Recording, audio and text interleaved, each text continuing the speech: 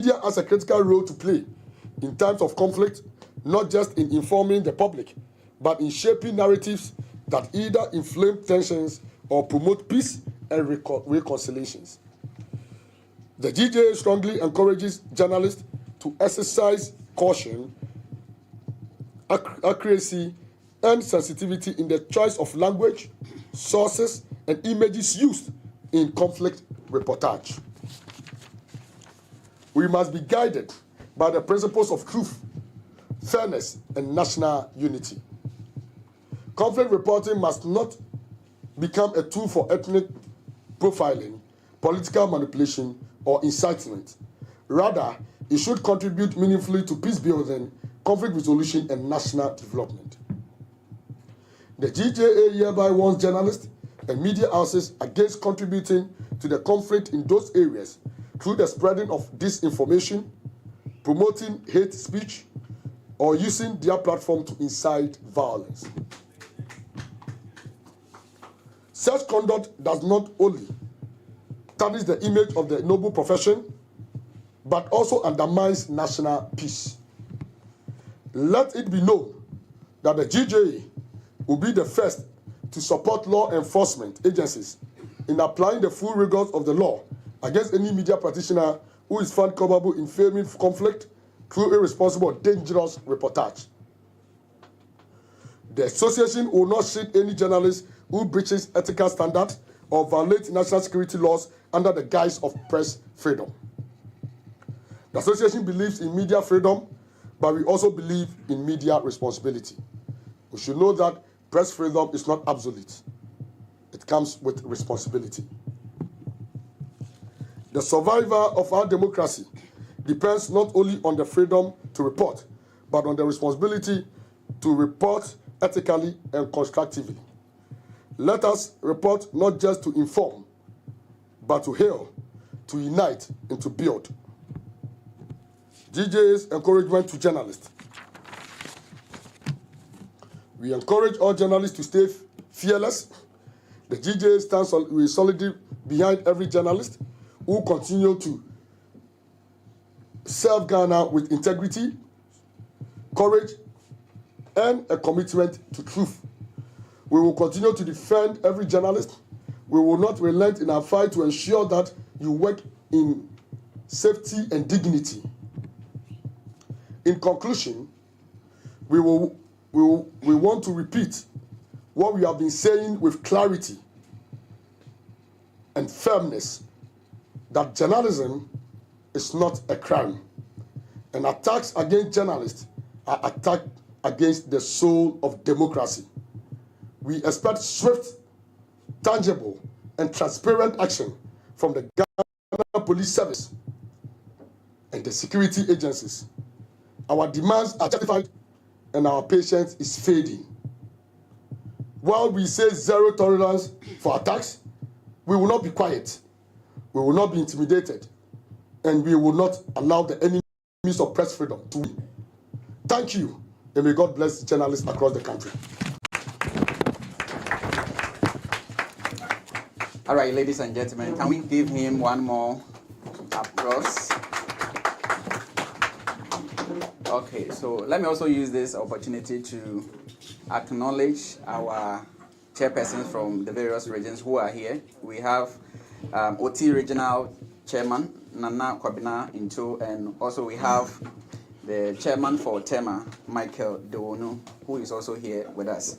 Ladies and gentlemen, if you have any question or you want clarification of any issue that you want the president to give additional information on that, we are going to take the questions in the batches of 5. 2, the capitation grant. 3, the NHIS that the NDC shamelessly boycotted the passage of the law. 4, the leap. 5, free maternal care.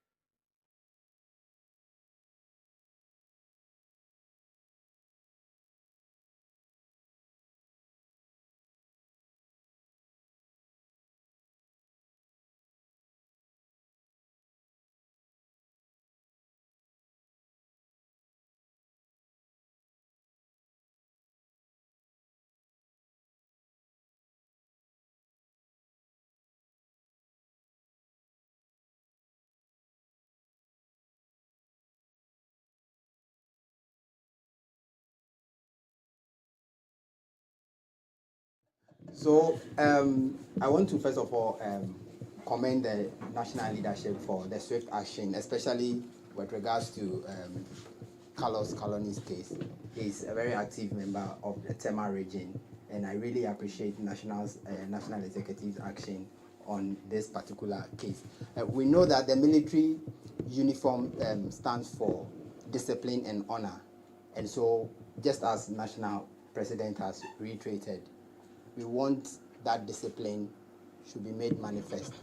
And I want to ask the national president, apart from this particular one, please outline a number of action that will be taken. How soon should we expect some of these actions to be taken? He's giving 7 days if nothing is done.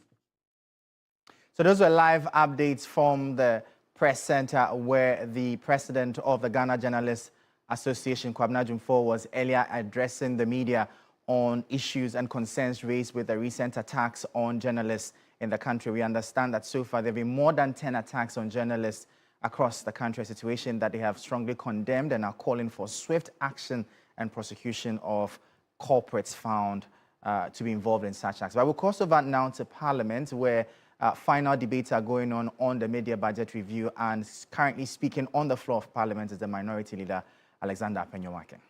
Allow false narrative to take root. Ghanaians deserve the truth about our fiscal health, inflation trends, currency stability, employment situation, social programs, debt management, and taxation policies.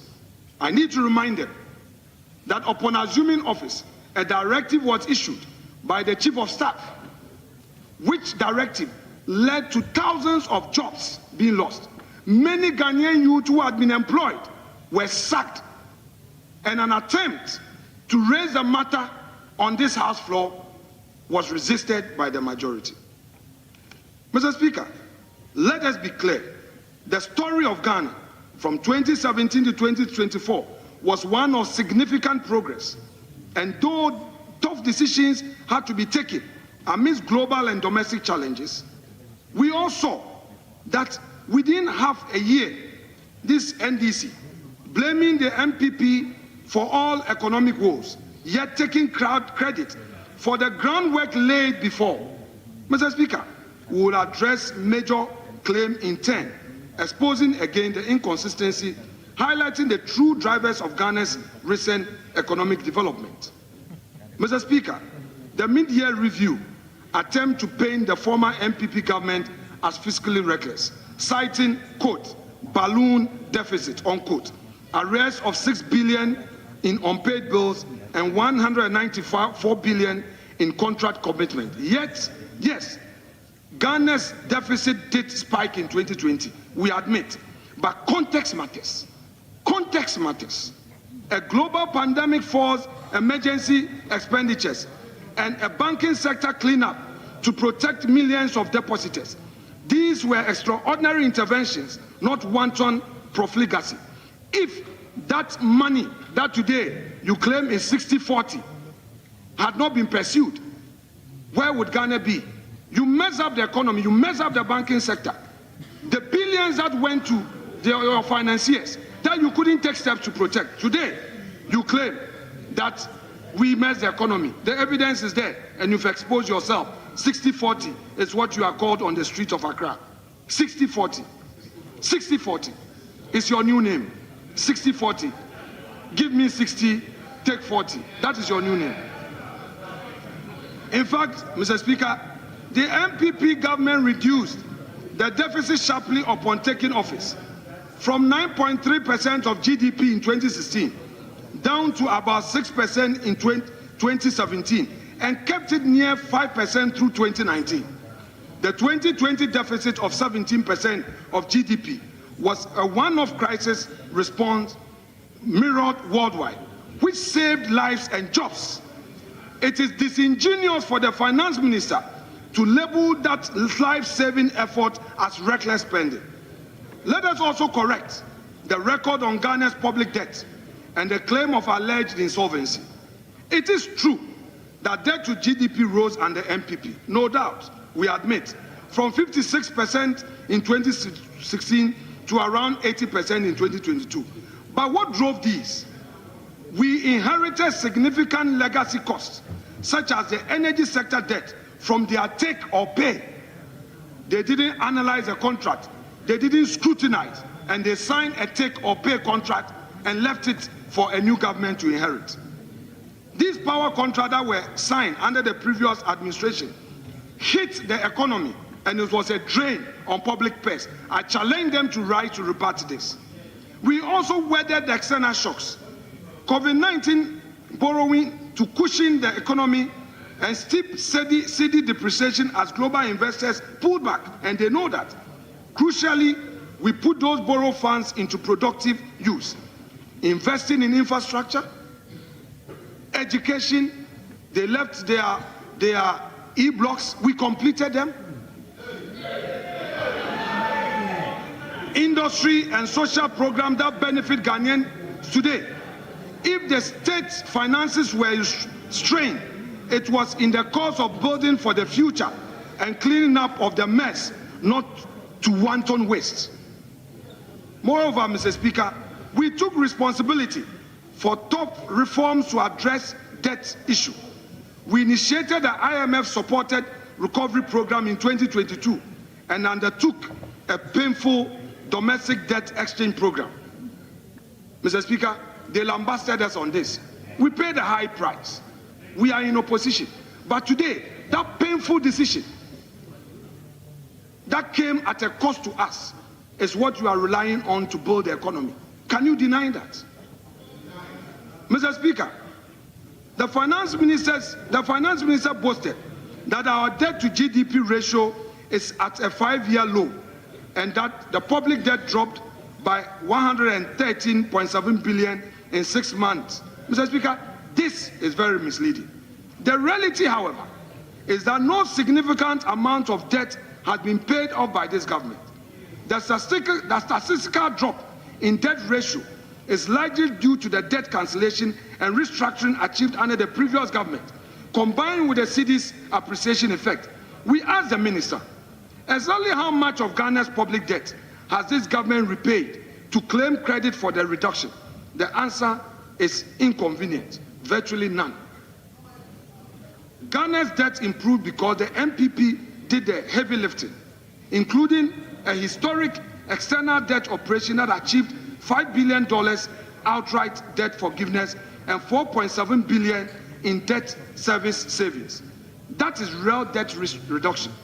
The current administration merely stepped into an improving situation which was engineered by its predecessors. Mr. Speaker, to further buttress this point, let us recall that under MPP stewardship, Ghana never defaulted on external debt until 2022 crisis hit at the tail end of our term. We consistently met debt service obligations until an unprecedented combination of events forced a brief halt. Even then, MPP swiftly devised solution, the Energy Sector Levy Act, to systematically pay down energy liability, fiscal responsibility law, capping deficit at 5% of GDP to instill discipline, and the debt exchange to restore sustainability. These are actions of responsible government, and we are proud we took such decisions, not a reckless one. The media review blasts our administration for high debt, but conveniently omit that by end 2024, Ghana's debt to GDP had actually fallen to about 70.5%. This decline was the fruit of the painful haircut and fiscal adjustment we undertook to reset the economy. Again, we take responsibility. We say sorry to Ghanaians. We had to take a painful decision to implement this, but you are taking advantage of these painful decisions without giving credit to us. Who is hypocrite in this matter? You are the one found wanting, and indeed, you are the political naysayers. You engage in double standard, and you are engaged in political hypocrisy. In short, the MPP cleaned up a grave situation, and now the new administration touts the cleaner floor as if it were their own accomplishment. What have you put in place? None. Mr. Speaker, Let us address the narrative of wasteful spending under the NPP. The minister derided the former government's expenditure as waste. Yet we recall vividly that in 2020, the same NDC was loud, calling for a greater expenditure on COVID-related activities to alleviate hardship. They said so in this very chamber. They talk of debt unsustainability today, but their solution so far has been to go back to the IMF and rely on new borrowing under stricter conditions. The truth is that the MPP invested in Ghana's future. We rolled out transformational policies like the free SHS, built roads, 13,000 kilometers of roads.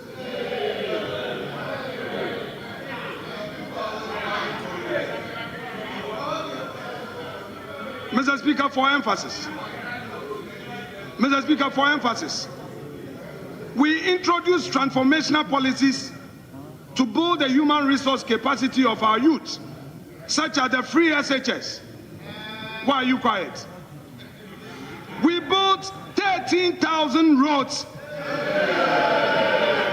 across the country and initiated the 1D1F to stimulate economic growth. Mr. Speaker, those investments are yielding dividends for our people. Meanwhile, the current government enjoys an IMF lifeline and fiscal space created by MPP's difficult reforms. They should be thanking the previous administration and not lambasting it. Mr. Speaker, the finance minister boasts that inflation has plunged from 23.8% in December 2024 to 13.7% by June 2025, implying some miraculous stabilization by the new administration. Mr. Speaker, Ghana's inflation story requires a longer lens. Yes, inflation is down from its peak, and that is good news for everyone. But we must remember why inflation spiked in the first place and how this trend was already reversing before January 2025. The reality check is that, Mr. Speaker, Ghana's inflation soared in 2022, peaked at over 50% year on year by December 2022, the highest in 22 years. This was not because of domestic fiscal indiscipline. It was largely imported pain, global supply shocks, COVID-induced supply chain disruptions, a surge in international oil prices, and the Russia-Ukraine war impact on food and fuel.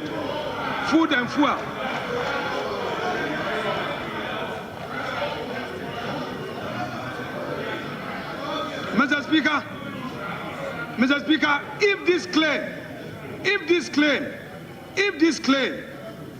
this claim by us, and will not shift, if this claim by us is unacceptable to our colleagues who are now in government, then I ask, why did President John Dramani Mahama recently say that the situation in Middle East would have effect on the economy? Therefore, he is inviting the finance minister and the energy minister to sit together to review certain government policies. If international shocks have no effect, why did the president complain that the Middle East crisis is having an effect on the economy? What a shame. Mr. Speaker, we saw transport fares up, we saw the price of imported foods going up, and several prices surged worldwide. Ghana, being a small open economy, could not escape this wave. Mr. Speaker, the minister's own figure of 23.8% in December 2024 reflect this progress. To put this in perspective, pre-crisis inflation under MPP was lowest in decades. We ended 2019 at just 7.9% inflation, well within single digits. So while 13.7% in June 2025 is certainly much improved from the height of 2022, which we admit, it is not some unprecedented for a 4-year low, as the minister suggests. In fact, it is higher than what we achieved in normal times before the global crisis. And what has changed in 2025? The sharp disinflation is the first half of 2025. It's largely a continuation of the trend that MPP set in motion under the IMF program and our economic recovery policies. With stable fuel prices globally and the cedi regaining some strength, prices of imported goods began to ease. The minister himself admits that the recent inflation drop, quote, is not by chance or sheer luck, unquote. Indeed, this was by design of policies that began under the Nana Addo Dankwa Akufo-Addo government. Mr. Speaker, it was MPP that negotiated the IMF support package, which restored investor confidence and unlocked funding. It was MPP that started the Gold for Oil program to moderate fuel prices, and it was MPP's fiscal adjustment that reined in excess liquidity. But to claim, so credit or trumpet it as a vindication of six-man work is premature. Ghana's inflation was already coming down, and the global condition provided a tailwind. There has been no bold new anti-inflation strategy from the current government beyond sticking with the IMF-guided path set earlier. Let us also recall that Ghana's longer inflation history for this House. Mr. Speaker, under the previous NDC government, that is 2012 to 2016, inflation was often run in mid-teens and even surpassed 17%.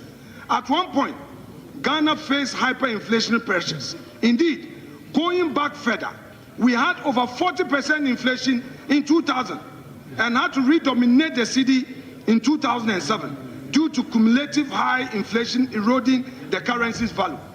In the year 2000, the government in power was your party.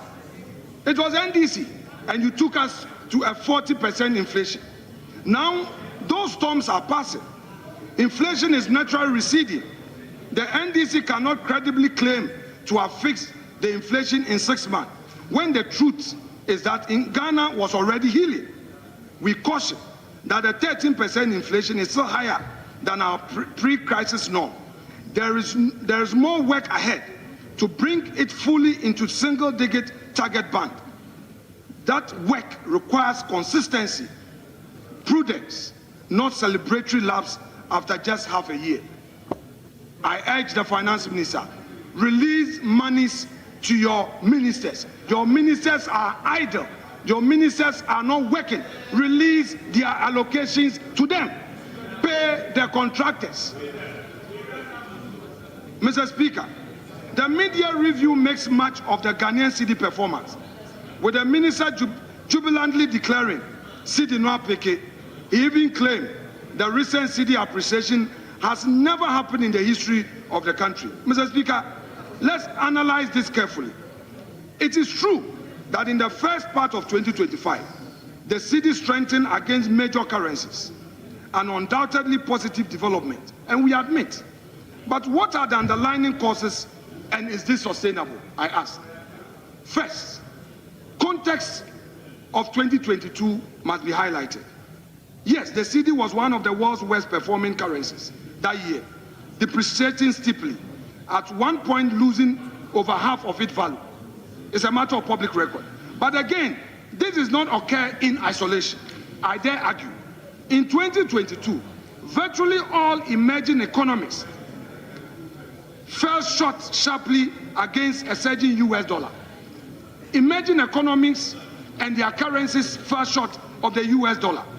Several Federal Reserve aggressive rate hikes made the dollar strong in decades. As I've already mentioned, the Ukraine conflict drove oil and commodity import costs up, sucking foreign exchange out of countries like ours. Ghana also faced a momentary loss of investor confidence before the IMF deal, which hurt forex inflows. In short, the 2022 was a storm for the cedi, and I concede. But I dare argue that despite all of this, the MPP government stabilized the cedi in 2023. After reaching its weakest point in late 2022, the cedi slide was arrested and partially reversed. The key was restoring confidence, securing the IMF agreement in 2023, commencing the debt restructuring, which signaled to markets that Ghana was addressing its debt and innovative policies like the gold for oil, where we battered gold for oil for fuel to reduce forex demand. By end 2024, the cedi depreciation has slowed dramatically. It was down only by 19% year on year against the dollar, a marked improvement from the free for all earlier. So when the new government took over the reins of affairs in January 2025, they inherited a stabilizing currency, not a perpetually dwindling one. Mr. Speaker, the cedi depreciation, now the cedi's appreciation in 2025. Indeed, from January through to June, the cedi strengthened significantly, with the minister tout as unprecedented. We do welcome a stronger cedi. We on this side welcome a stronger cedi. It eases the burden on import costs and brings some price relief to Ghanaians. However, claiming this as a proof of some unique NDC progress is misleading. Several factors have contributed to the cedi's rise, and they are not purely the result of fresh political genius. A major factor is renewed investor confidence and inflows on the back of the IMF program and improved fiscal outlook, a trajectory set in motion last year.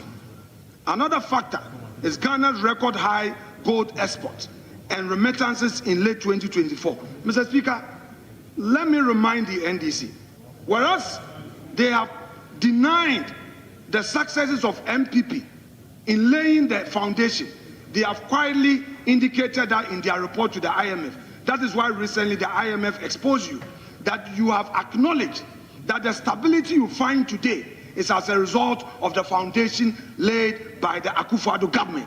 Why did you refuse to acknowledge it in the dispatch box, but wrote a letter to the IMF to admit this?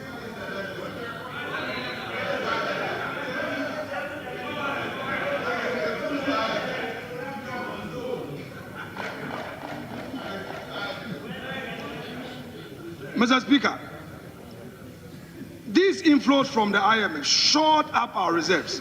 By end 2024, Ghana's gross international reserves stood at $8.9 billion, a healthy buffer well ahead of IMF targets. The minister in mid-year review proudly announces that reserves have further risen to $11.212 billion by June 2025. What he failed to clarify was that the $8.9 billion of that was inherited from the previous administration's efforts. The new addition in the first half of 2025 was just about $2.2 billion. Significant, yes, but not miraculous, given favorable trade winds and carryover programs. Crucially, Mr. Speaker, the Bank of Ghana's heavy intervention in the forex market has played an unsustainable role in propping up the cedi. And this the IMF has pointed out. This the IMF has pointed out, yet you are quiet. Despite earlier denial, it took the IMF to reveal that the first quarter of 2025 alone, the BOG injected $1.4 billion of reserves into the market to support the cedi. Have you told Ghanaians this? Was this included in your media report? This kind of artificial support, effectively using scarce reserves to boost the cedi, can only be a short-term strategy.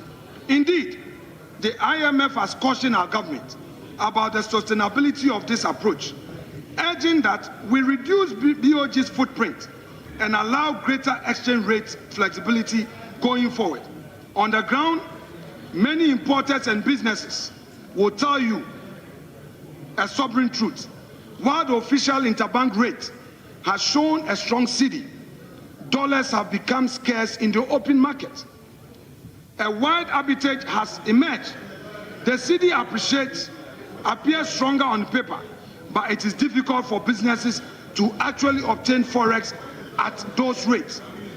As one of my colleagues, Mr. Speaker, aptly put it, cedi no apeke, but Abochi has a dollar. The point is that the real economic strength comes from a currency's purchasing power, not just the exchange rate on a given day. This government must hear this.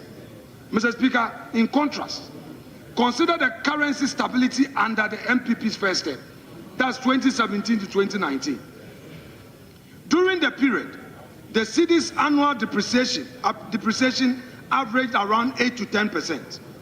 A remarkably stable performance compared to the 18 to 30% annual slides seen in the previous NDC era of 2012 to 2016. There were even stretches where the Cedi was one of Africa's more stable currencies under Akufo-Addo's administration. We achieved this through disciplined fiscal management and innovative schemes like forward forex auctions and improved exports. It was only when external crisis hit that the Cedi wobbled, and when they did, MPP was innovative. Mr. Speaker, now let me turn to their so-called 24-hour economy. They claim that they have introduced something they call 24-hour economy. They've touted it as a transformational plan to run Ghana's economy around the clock, spanning 8 pillars from Grow 24 to Connect 24. On paper, it promises 1.7 million jobs in 4 years and a productivity reboot. However, Mr. Speaker, this rhetoric of a nation that Ghana never sleeps collides with Ghana's own on-ground realities. Few African cities truly operate 24/7, and Accra is nowhere near a New York or Dubai. What we expect is for the government to make investment in the private sector, but there are no such signs. All they know is to focus in promoting Galamsey. Tripling daily operating hours in key sectors sounds impressive, but visibility is questionable. Ghana's economy cannot be willed into 24-hour cycle by slogan. It requires concrete capacity that currently seems lacking. There is a lack that this grand vision remains largely rhetorical, with little change on the factory floor or the farm gate beyond normal business hours. A glaring weakness of this 24-hour economy program is its heavy reliance on financing that may never fully materialize. The initiative cost is pegged at around $4 billion, yet government is only committing $300 to $400 million as seed capital. The rest is expected from the private sector, a lofty assumption in Ghana's current climate. But I dare ask, what are the incentives for the private sector? A situation where instead of creating jobs, you are sucking our youth from having their jobs. Then you say you are creating jobs. What foundation are you mounting this vision on? Mr. Speaker, this country must not be subjected to PR gimmicks and political rhetorics. We want action, and the NDC must know that the clock is ticking. We do not have time. Your 4 years, almost 7 months gone. Time is not on your side. Do something before the people boot you out. Mr. Speaker, even if money is found, implementation bottlenecks abound. A 24-hour economy needs reliable 24-hour power supply. Do we have a reliable power supply? Since you came, doomsday is what we see. The minority has suggested to this government that pursue reforms at ECG.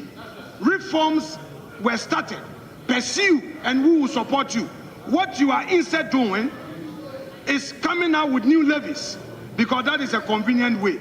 We want to tell you that if you are serious about this 24-hour economy, your duty is to undertake reforms and focus on agriculture. What you are doing will take you nowhere. You cannot continue to impose levies. At ECG, you started with 14% and then ended with another 2.7%. Then you came with another doomsday levy, all in an attempt to resolve the crisis. Yet, the key thing to pursue, which is a reform, you have abandoned it. Are you serious, or you are still in rhetorics? Mr. Speaker, now they claim a certain big push, and they have selected certain roads that they claim that these roads will be constructed. Mr. Speaker, we wish them well. However uneven we found these to be, at least we want to give you the chance. Let's see how you roll them out in the next 6 months. Mr. Speaker, we call on the NDC to acknowledge the investment that were made in the educational sector. Happily, Dr. Educhum is in this chamber. The investment made by he and Matthew Boku Prempe as sector ministers. Mr. Speaker, in the education ministry, not only did we roll out the free SHS, we also, Mr. Speaker, came up with a TVET, make sure that the TVET was free, and also introduced a STEM program. Mr. Speaker, you may have to. Mr. Speaker, today. Honourable member just address the chair. Very well. Mr. Speaker, to date, over 3.1 million Ghanaian students have benefited from the free SHS. They've gained access to education, a thing that many Ghanaian youth never dreamed of. Mr. Speaker, the NPP must be commended. Mr. Speaker, we would want to conclude by urging the NDC. You have an opportunity to govern. Focus on governance. Create a Ghana that is an opportunity for all. Stop hounding the Chief Justice.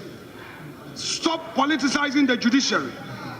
Focus on a Ghana that will be attractive for all. Focus on a Ghana that all of us will be proud to be citizens of.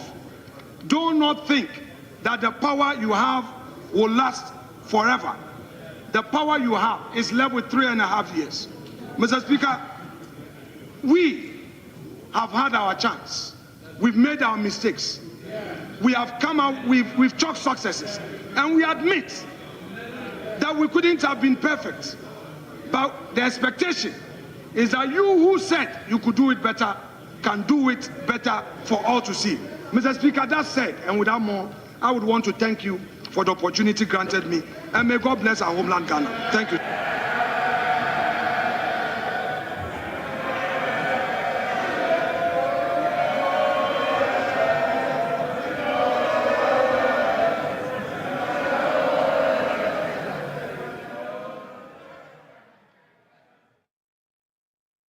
And those were live updates from Parliament as Minority Leader Alexander Apenyo-Markin took his turn on discussions on the floor on the media budget review. We'll cross over now to the presidency as the president is swearing in the new batch of deputy ministers who recently were approved by Parliament and are due to be sworn in to assume their office. We'll take you straight now into Parliament, into the presidency where President John Dramani Mahama is officially speaking and preparing to announce, will officially swear them in. We'll go there now. Outreach.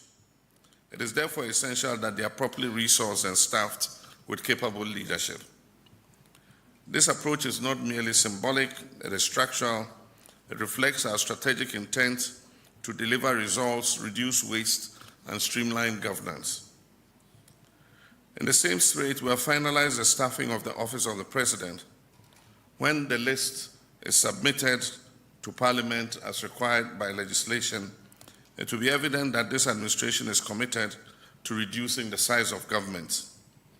Compared to the 336 staff that were listed under the Office of the President in the previous administration, the current numbers are significantly lower.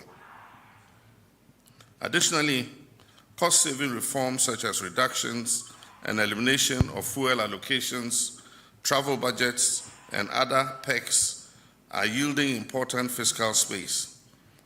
These are funds that we are redirecting to priority sectors such as education, health, infrastructure, and energy. Ladies and gentlemen, this new posture of efficiency is not just mere rhetoric. It is already producing measurable gains.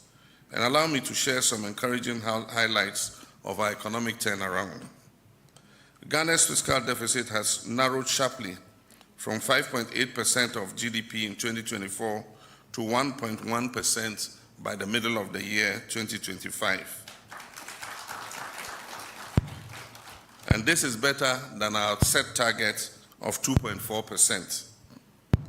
Public debt has declined from 726.7 billion in December 2024 to 613 billion in June 2025. This has reduced our debt to GDP ratio from 61.8% to 43.8%. Inflation has fallen from 23.2% to 13.7%, the lowest level since 2021. The Cedi has appreciated significantly from 16.2 cedis to $1 in the late 2024 to 10.4 cedis to $1 in July 2025. This has been driven by fiscal discipline, by strong fiscal performance, and investor confidence. Our GDP growth rate has risen from 3.2% in Q1 2024 to 5.3% in Q1 2025, with non-oil growth up from 4.2% to 6.8%. These improvements have occurred without a supplementary budget and are the result of prudent public financial management, payroll audits, tax reforms, and better debt operations. Importantly, we're seeing the real-life impact of these policies. According to GUTA, the Ghana Union of Traders Association, and other associations, prices of over 4,500 essential goods have declined due to the strengthening of the Cedi. For most Ghanaians, this is what matters most: relief at the market and relief at the fuel pump. In line with our constitutional obligations, we're also honoring all our fiduciary and statutory payments on time. In the first half of the year, we paid $700 million in Eurobond obligations on time, on target. We paid 10 billion cedis to domestic bondholders. We paid 2.9 billion to the District Assembly's Common Fund. We paid 2.7 billion to the Social Security and National Insurance Trust. Nursing and teacher training allowances from January to June 2025 have been paid in full. 72.8 million Ghana cedis in capitation grants have been paid to public basic schools. And a full refund to 97,421 students under our no-fee stress policy, including persons with disabilities, has been fulfilled. We're also moving rapidly from policy to execution under our Big Push infrastructure initiative. Authorization letters have been issued for key projects, including the Oti River Bridge at Dambai, the Wahan to Muhamile Navrongo roads,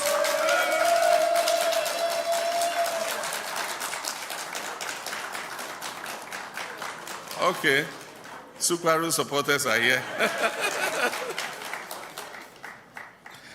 The Adenta Dodoa Dua Carriageway, Shai Osudoku and Kwa not here, so. The Jinejine Sampa and several other major road projects are going to see reconstruction. Procurement is currently underway, and soon I'll commence sod cutting for the start of the Big Push projects at 5 locations to represent all the road sector Big Push projects. We've selected 5 locations to cut sod. Additionally, small-scale gold exports through the reformed gold board mechanism have more than doubled in tonnage, with export values up nearly 180% in the first half of 2025. This has boosted our foreign reserves and contributed to the city's stability.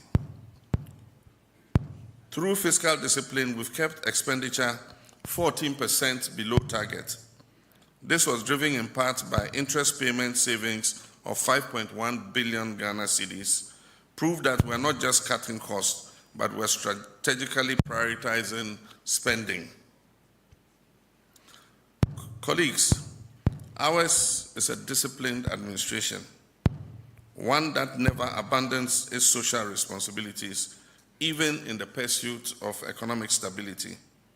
Leadership, as I've always said, is not about austerity alone, it's about choices. And we have chosen to spend wisely while investing boldly.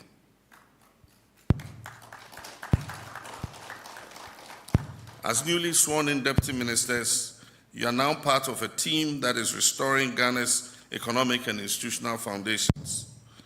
But more than that, you are now custodians of the Ghanaian people's trust and their expectations. This is not a ceremonial role, it is a solemn duty to our people. You are to serve with humility, honesty, diligence, and accountability. Ghana does not need ministers who are inaccessible, arrogant, or aloof. Ghana needs leaders who will listen, who will act, and who will deliver for them. I therefore remind you once again to comply fully with the Assets Declaration regime. Adhere strictly to the government's essential travel policy. And before you leave the presidency today, make sure you obtain a copy of the Code of Conduct for Political Appointees. You must make that code your compass. It should be your second Bible or your second Quran. Read it diligently and let it guide your conscience and your conduct. Let it remind you that public office is not an entitlement, it is a covenant with the people of Ghana. The people of Ghana hold us to a higher standard than our opponents, and so let us work to meet their expectations and let us not disappoint them. Additionally, you must work with your ministers as a team. The Constitution says that deputy ministers are appointed to assist their ministers, not undermine their ministers. And so work as a team with your ministers because our objective is the same. We are measured not by the policies we draft, but by the lives that we improve. The people who elected us are not interested in flowery speeches or bureaucratic excuses. They want jobs, they want affordable food, they want hospitals that work, they want safe roads, and they want quality education. In short, they want results. Before I conclude, allow me to condemn in the strongest terms the recent incident involving the manhandling of some journalists by our security personnel. Such conduct is unacceptable and will not be tolerated. I have instructed that the incident be thoroughly investigated and that the officers involved be sanctioned accordingly. As a card-bearing member of the Ghana Journalists Association, I will not preside over a government that abuses or intimidates journalists in the lawful exercise of their duty. A free and responsible press is indispensable to our democracy, and we must all work to protect the media.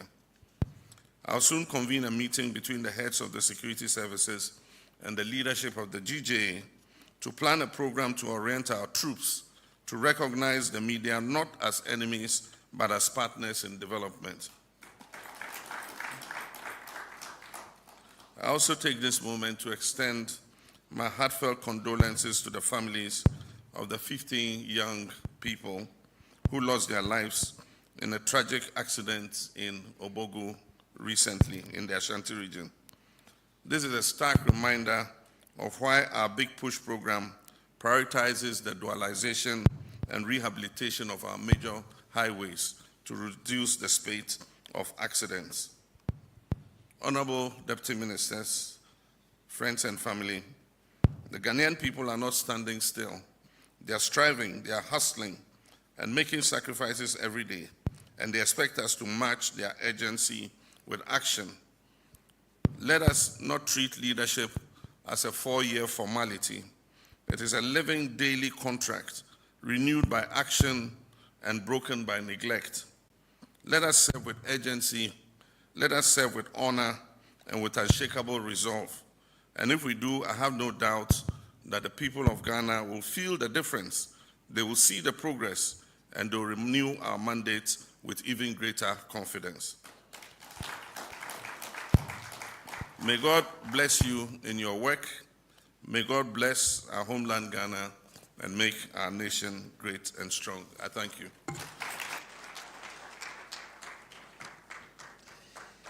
Please, let's do it better. Let's do it better. Thank you very much, Mr. President, for those illuminating words. I believe our newly sworn-in deputy ministers have taken note. Your Excellency, as our distinguished deputy ministers prepare to undertake their responsibilities in advancing the government's agenda and serving the people of Ghana with utmost dedication and integrity, may I invite Honorable Mohammed Adams Superu to speak on behalf of his colleagues. Shall we please welcome him with a round of applause, please.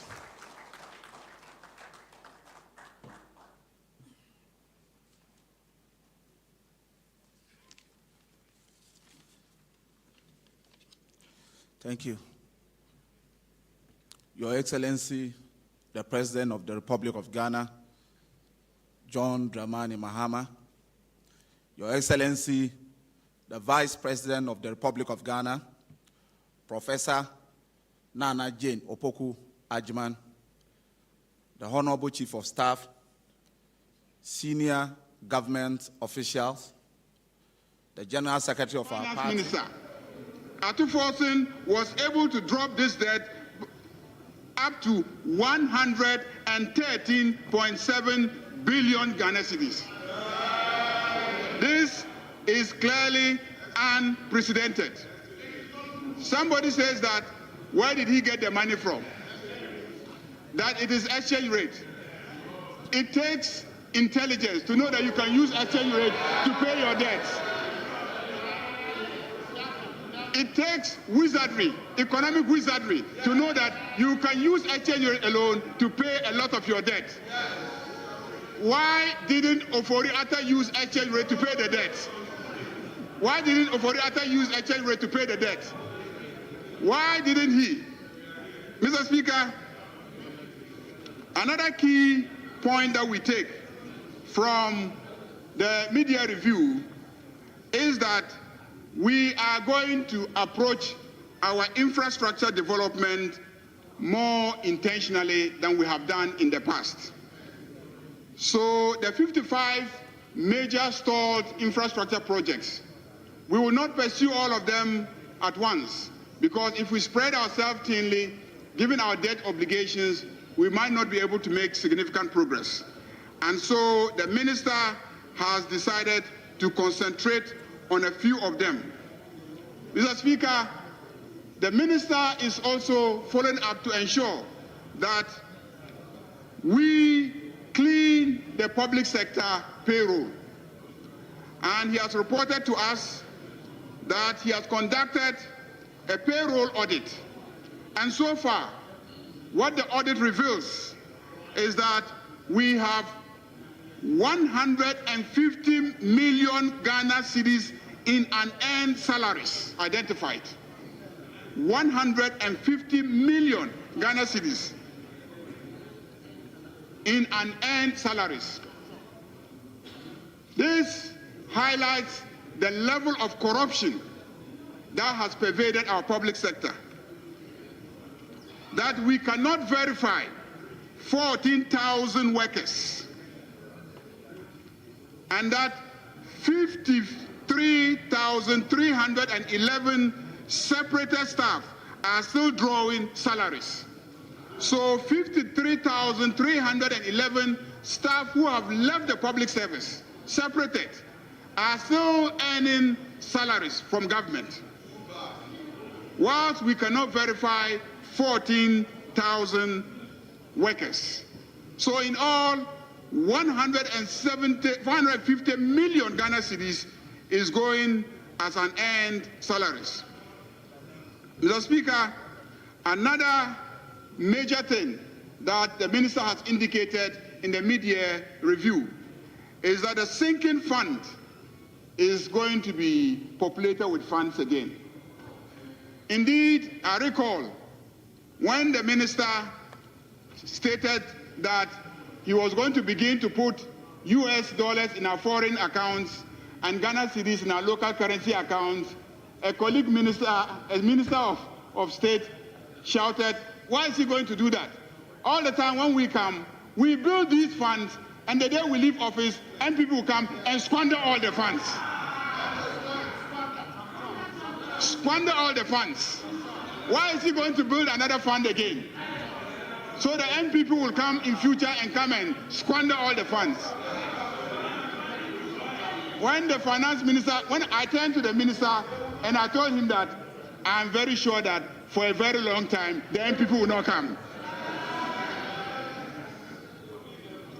Mr. Speaker, the minister has also indicated that major reforms are taking place in the energy sector. Indeed, the Energy Sector Levies Act is expected to yield 2.9 billion, but that is not enough. There is an effort to transition to gas usage so that we can drastically cut down on our energy expenditure. And that is my response to the entreaties of the minority leader that we must address the wastages in the energy sector. Mr. Speaker, when you listen to the media review, one theme runs through the media review, and that is the theme of fiscal discipline. Fiscal discipline. Mr. Speaker, by 2023, our economy had gotten to a very critical point. Our debt to GDP ratio had peaked to 84%. Inflation had soared to 54%. Mr. Speaker, I could not believe it to hear that fiscal deficit shrank from 10.7% of GDP in 2022 to 1.1% of GDP in 2025. These are measures that could not have been achieved without painful fiscal discipline. I was also impressed to see that our debt to GDP had also declined from 84% to 43.8%. Mr. Speaker, clearly, I have heard my colleague and the NPP complain about lack of spending. Lack of spending. We are not spending. We are not spending. Mr. Speaker, it is true that we are not spending on wasteful expenditures.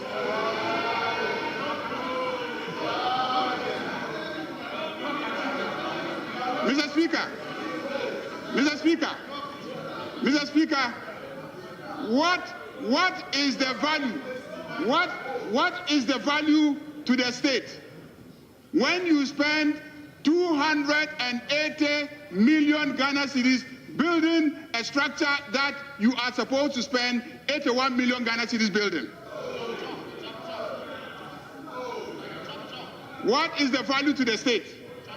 So that you can boast that you were spending, and you spent 280 million Ghana cedis to build the Bank of Ghana headquarters when you were told that you could build the structure with 81 million Ghana cedis. Mr. Speaker, what is the value? What is the value of spending? What is the value of spending when you spend hundreds of millions of Ghana cedis to dig a hole in the name of building a cathedral for God? What is the value of spending? How can you commend yourselves for spending when you are spending monies digging holes and cathedrals were not emerging from those holes? Mr. Speaker, it is true that we may not be spending as much as you will want us to spend, but that is because we will not engage in wasteful spending. Mr. Speaker, I have heard the minority leader's response to the minister's accusation that the inadequacy in terms of revenue generation is as a result of smuggling. But that is the truth. There is excessive smuggling. And on this score, I will urge the security agencies to be up and doing to try and reduce the levels of smuggling that we inherited. Mr. Speaker, the Minister for Finance has to be commended for the leadership that he has demonstrated in navigating our economy through turbulent global headwinds. I have heard the minority want to go back to Russia-Ukraine war. This morning, when I left my house, I was watching CNN, and even yesterday, Russia has sent some bombs into Ukraine and bombed some buildings. So the Russia-Ukraine war has not ended, and yet the Cedi has rebounded. Russia is still firing missiles into Ukraine, and yet the Ghana Cedi has become stronger. Russia is still firing missiles into Ukraine, and yet the cost of fuel products in Ghana has reduced. Russia is still firing missiles into Ukraine, and yet the price of maize has reduced. Russia is still firing missiles into Ukraine, and yet the price of sugar has reduced. Russia is still firing missiles into Ukraine, and yet the price of rice has reduced. Can you explain to Ghanaians why for all these years you have heaped every misfortune of Ghana on poor Ukrainians and aggressive Russians, when today they can see that Russia is still firing Ukraine and yet their economy is getting better? Mr. Speaker, it is obvious that the NPP spend most of their tenure misleading Ghanaians and lying and attributing every misfortune to the Russians and the Ukrainian misfortunes. But it is obvious that Abam Papa has come, and Ghanaians are seeing the difference, that their cedi has become stronger, the dollar has become weaker, the British pound has become weaker, the major foreign currencies have become weaker in relation to the Ghana cedis, and the Ghana cedis has appreciated in an unprecedented manner in recent history. Mr. Speaker, they have seen also that interest rates have reduced. I heard the minority leader saying that the NDC government is doing nothing about the private sector. Doing nothing about the private sector? How true is that? Do you really understand the private sector? Do you really understand the private sector? You are champions of the private sector. Mr. Speaker, the champions of the private sector drove interest rates to 40% to an extent that the private sector could not borrow from our banks. That is the champions of the private sector. Since assuming office, interest rates have reduced. Inflation has reduced. The cedi has become stronger. The dollar has reduced. These are the things that the private sector is looking for. When the private sector is able to go to the bank and there's liquidity in the banks and they can borrow at lower interest rates and expand their businesses, they prefer macroeconomic stability as against tax exemptions. The private sector prefers macroeconomic stability as against tax exemptions. So the era when every day we were inundated in this house with applications for tax exemptions instead of focusing on driving interest rates down, on reducing inflation, on reducing the exchange rates so that businesses can thrive and create jobs for the people, those days are long gone. Mr. Speaker, in 6 months, barely 7 months, the private sector is becoming the real engine of growth. The real engine of growth.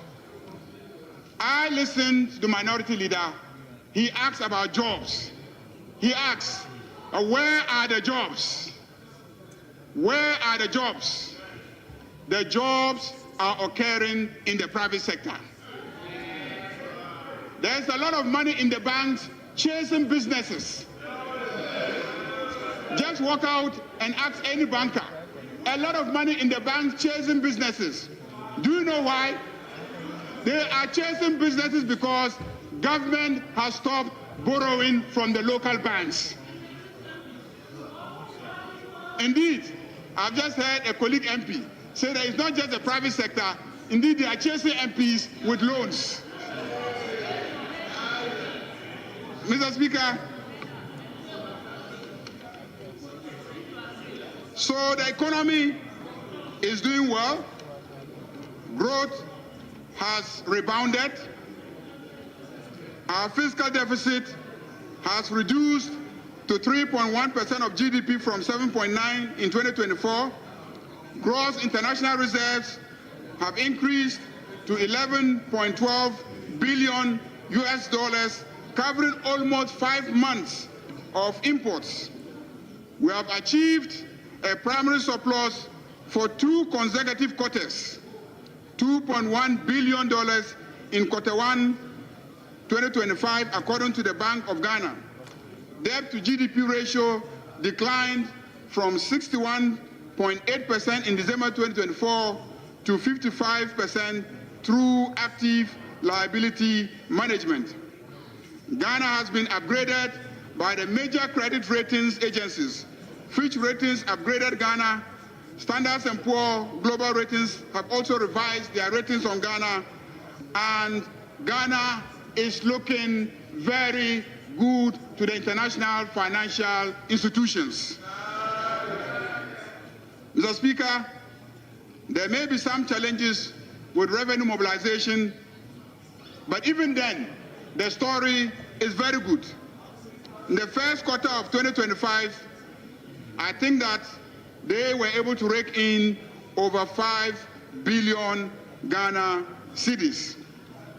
Efforts are being made to modernize our revenue collection agencies, and we believe that very soon we will begin to see real progress in that sector. Mr. Speaker, we will spend, but we will spend wisely. We will be spending over 28.7 billion on capital expenditure. Over 28.7 billion. In the 2024 budget, the MPP spent only 28.7 billion. But in our 2025 budget, we have allocated 32.9 billion to capital expenditure. So we will spend. Mr. Speaker, we are spending on all the social intervention programs, and we have increased them. Senior high school, well taken care of. Indeed, Mr. Speaker, there is innovation in social intervention under the NPP government, who claim they are private sector oriented. They spend mostly on public sector institutions. But this year, we are spending on 60 private senior high schools. So we're not only spending on government senior high schools, but we're also spending on some private senior high schools. So we are including the private sector, even in spending on social intervention. We have increased the allocation to LEAP. We have increased the capitation grant. We have increased almost every social intervention program. Mr. Speaker, we are strategic in our direction. We are going to focus on agricultural transformation. Indeed, we are already beginning to see progress in the agricultural sector. In the media review, we are told that agriculture led in the growth figures of this half year. So clearly, we are making progress in the area of agriculture, and that is how we intend to drive down food inflation. Mr. Speaker, we are investing in the Development Bank, and the Development Bank has already announced a 500 million financial support program for the agricultural sector. Mr. Speaker, we're expanding the digital economy, and Mr. Speaker, our abolition of the obnoxious electronic levy has given confidence, and many more people are involved in electronic transactions. In April 2025 alone, mobile money transactions reached an all-time high of 351.7 billion Ghana cedis. Mobile money transactions in April alone reached an all-time high of 351.7 billion Ghana cedis. Mr. Speaker, that is how much confidence Ghanaians now have, having abolished the electronic levy, and Ghanaians are using the electronic highway to transact their businesses. The number of transactions increased from 764 million transactions in March 2025 to 778 million transactions in April. That's just 1 month jump. Mr. Speaker, it is clear that the policy that we initiated and implemented in the abolition of the e-levy is indeed generating positive results. But Mr. Speaker, we are not yet out of the woods. We are not yet out of the woods. And so we will take constructive criticism. We need to continue the fiscal discipline. We need to spend, but spend in the right places. We need to fight corruption. We need to transform our governance. We need to create jobs for the youth. We need to invest more in agriculture. And I can see that when you read the new initiatives outlined by the Minister of Finance, these are the new focus areas. So we have launched the job for the youth. We have also launched and established the gold bond, the gold board, which is also having an impact in terms of the reduction in the dollar rate to the cedi. And all these interventions are generating positive results. But most importantly, Mr. Speaker, This NDC government is a government that has kept every promise that we have made to Ghanaians so far. Mr. Speaker, we promised to establish a lean government, and we have established a lean government. We have appointed only 60 ministers of state and deputy ministers of state, because that was what we promised Ghanaians. We have abolished the development authorities, except the Northern Development Authority, which originally was what was agreed upon until the whole area became flooded with all sorts of development authorities. Mr. Speaker, the fight against corruption continues relentlessly, and the Attorney General and Minister of Justice is going to prosecute all those who are involved in corruption under the MPP administration. And we will not be deterred. We will not be deterred.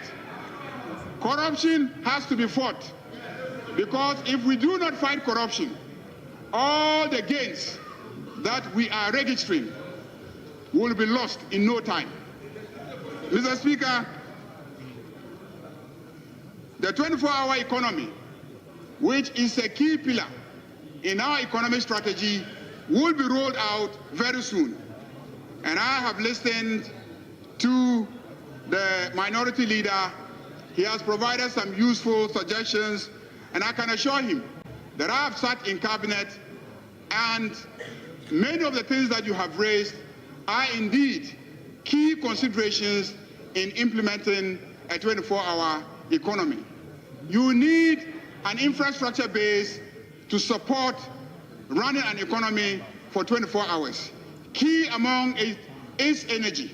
So we are taking steps to boost our energy generation capacity in the country. We are taking steps to boost law enforcement capabilities so that people can work 24 hours without fear of crime and violence. Indeed, we are looking at the various possible economic nodes. So the northern sector will have a whole strategy that it will focus on. The Volta Basin will have a whole strategy that it will focus on. The coastal belt will have a whole strategy that it will focus on. The cities and the rural areas and the mining sectors. Every sector of our economy has some strategy that we are focusing on as part of the 24-hour economy strategy. Very soon, we will bring the Directorate of the 24-hour economy to come and give us further briefings of the details of the rolling out of that program. So let me assure you that the 24-hour economy will be implemented, and it is going to be a game changer. Mr. Speaker, our economy is turning around. We are recovering. Inflation has come down. The cedi has rebounded. The dollar has reduced in value in relation to the cedi. Fiscal discipline is being adhered to. We are fighting corruption strenuously, and we are retooling our public sector to make it more efficient, more effective, and also less wasteful of public resources. The Minister for Finance, Honorable Atuforsen, needs to be commended highly for his leadership. He needs to be commended highly for his discipline. He needs to be commended highly for his wisdom. Mr. Speaker, in the past, we were told of some economic wizards being paired with certain candidates so that they will perform economic miracles. When those wizards assumed office, all the children in the village were crucified. Mr. Speaker, the economy was brought to a standstill. It collapsed. Atuforsen is not a vice president.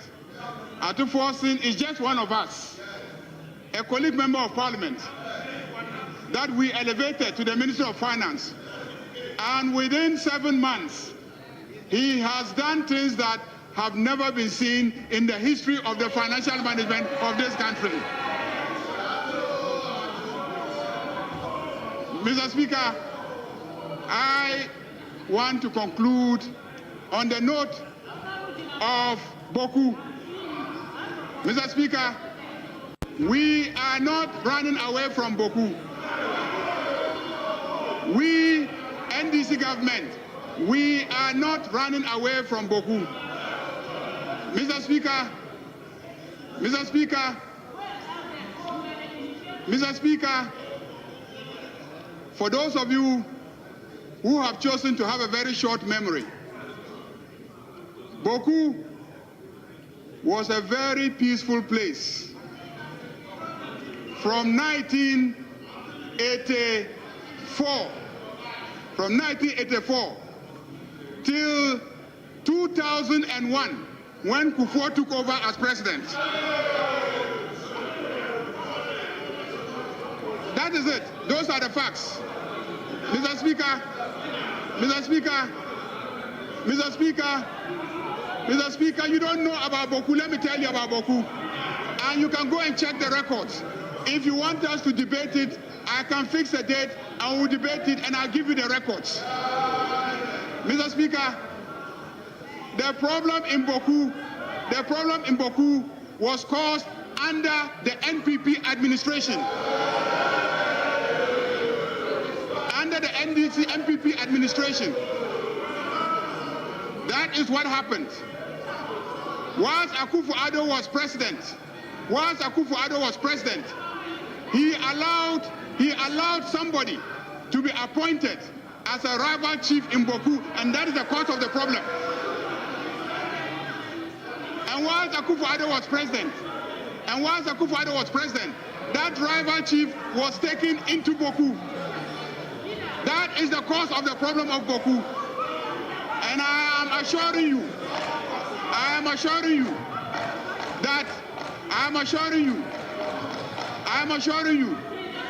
that President John Dramani Mahama will solve the Boku problem once and for all. Boku problem will be solved once and for all by John Dramani Mahama. We are not rushing. We don't want to be populist. We have confidence in the Asantehene, and we leave the matter in his hands. And I can assure you that Boku will be solved. Mr. Speaker, on that note, let me thank our friends in the minority. Why am I thanking them? They stayed away from the presentation of the mid-year budget. But they have come to debate the mid-year budget. So I thank them. Let me thank the majority, because we have been steadfast with the Minister of Finance, supported him, implemented all his policies, enacted all the legislation that has enabled the positive gains that we are seeing in the economy to inure to the benefit of ordinary Ghanaians. I thank you very much, Mr. Speaker. I thank you very much.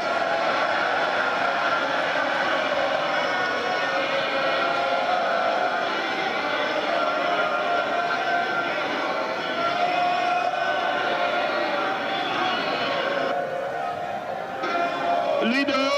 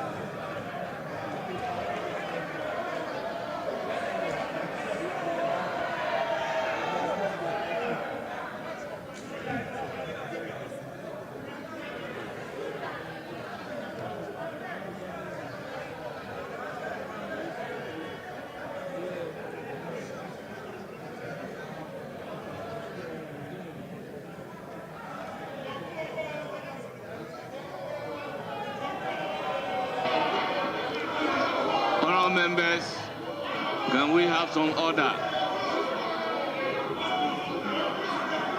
Honourable members, order.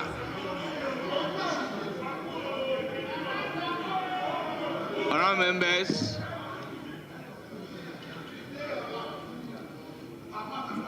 may I please ask whether the minister responsible for finance will want to conclude, make a concluding remark.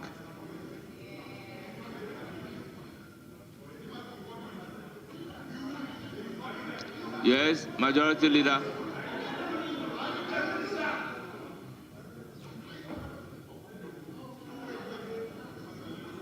Mr. Speaker, I know my brother, Honorable Afenyo Markin, the Osahin. There are times when Togbe, you know, there are times when Togbe will exercise his magnanimity and his sense of mercy in a way that surprises everybody.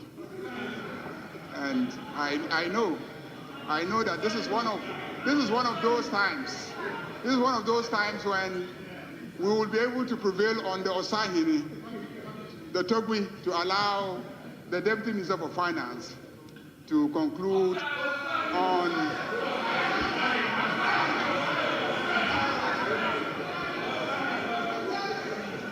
Normally, when we have finished, the ministers are allowed to thank us for the messages, the arguments, the debates, the pieces of advice, and constructive criticisms that are embedded in this debate.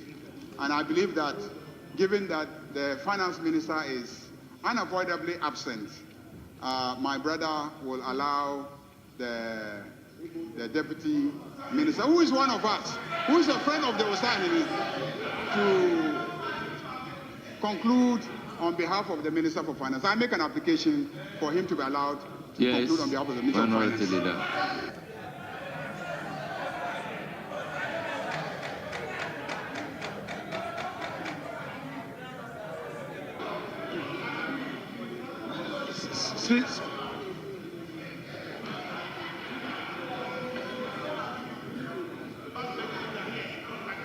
Speaker, with respect,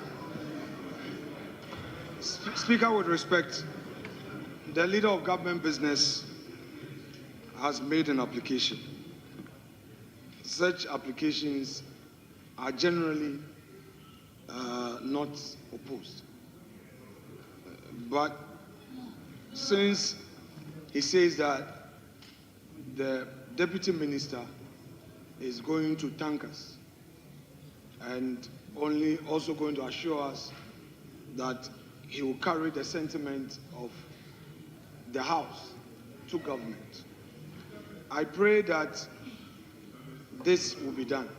Mr. Speaker, our respected friend Ampim loves to debate. The past days that we started this debate, I didn't see him on the list. I know that he would be tempted. Mr. Speaker, I know that he will be tempted to debate, but yes, please. I know that he will be tempted to debate. Therefore, Honorable Deputy Minister, you know that we have a long way to go in this House. Don't breach trust. Don't breach trust. Don't throw any low blow. Mr. Speaker, Mr. Speaker, I will yield to the prayer of the leader of the House. But please just be in your diplomatic best and within 2 minutes. Mr. Speaker, and just 2 minutes. Do the right thing so that in future when an application is made for you, we will not oppose. You know you have a business here. What actually brought you was this, your business. And we've also agreed to the other paper addendum. So anything negative you do may... Honourable Minority Leader, may affect. I can assure you that the Deputy Finance Minister will not do anything negative. Mr. Speaker, I just also want to say this to assure my back. Yes. That he will do the right thing. Very well. Mr. Speaker, thank you very much. Very well. Before giving the floor to the Deputy Minister for Finance, let me acknowledge the presence of Project Abroad, led by Theophilos Etu Jonah, Regional Coordinator. They are from various countries: Germany, France, USA, UK, and Colombia. They are 15 in numbers. On behalf of the House, I welcome you. May you have a fruitful stay. Yes, Honorable Deputy Minister for Finance, you have the floor.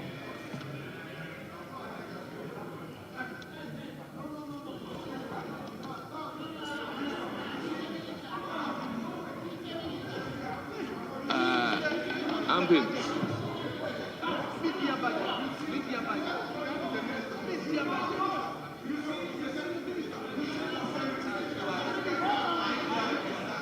Thank you, Mr. Speaker.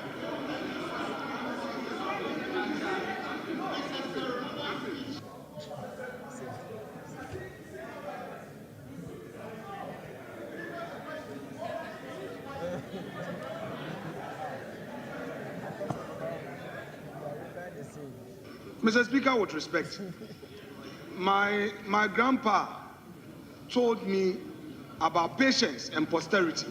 No. Under normal circumstances, this should be nothing. But you know, Mr. Speaker, you see, when I am even using this bike box, they would raise all manner of things, but it's okay, Mr. Speaker. The mood in this house is one of cooperation. I will not object to Honorable MP, please get up at it's fine. your place but and then colleagues, address us. No, you should just always be there. remember the evil you do to others would always come and haunt you. But I have no problem.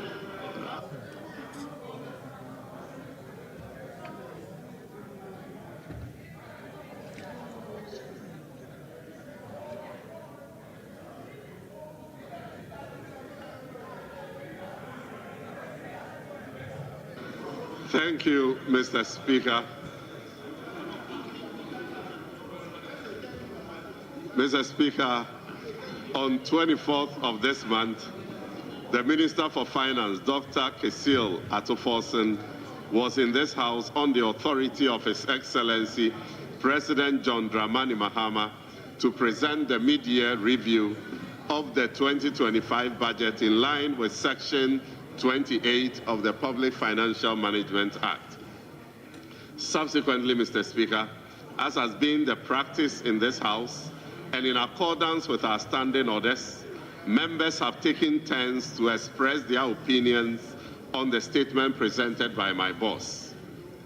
Mr. Speaker, today I count myself the luckiest Deputy Minister in President Mahama's administration because Ato is the best minister any deputy can wish for. It seldom happens that a Minister for Finance will yield such an important podium to his deputy. Dr. Atoforsen, God bless you. Mr. Speaker, may I take this opportunity to thank honorable members for an engaging debate, some made in good faith and others with obvious mischief and misrepresentations.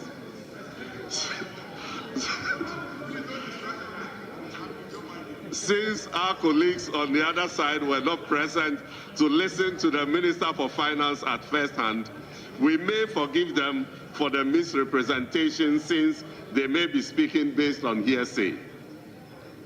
However, Mr. Speaker, kindly permit me to correct some of the misrepresentations made by some colleague members. The Honorable Abna Osei Asari stated, and I quote, "If the Cedi has appreciated against the US dollar, external interest payments should come down." It has rather increased by 1 billion cedis. Mr. Speaker, I want to state that this assertion is totally incorrect. In fact,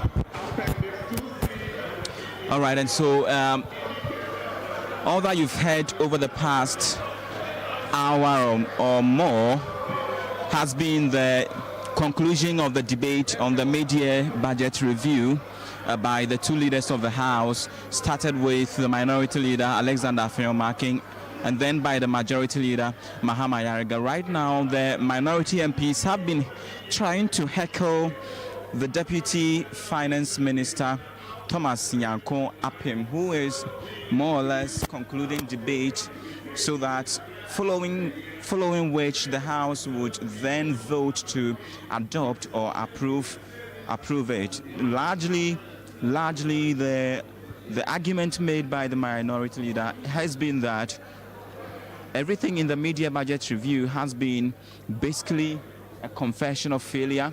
He describes it as the organization of Ghana's economic funeral. And largely we've had the majority leader also respond to all of those and made a case strongly that an economic wizard in the person of the finance minister has changed the dynamics. Stay with TV3. We'll be back with more, especially on News 360.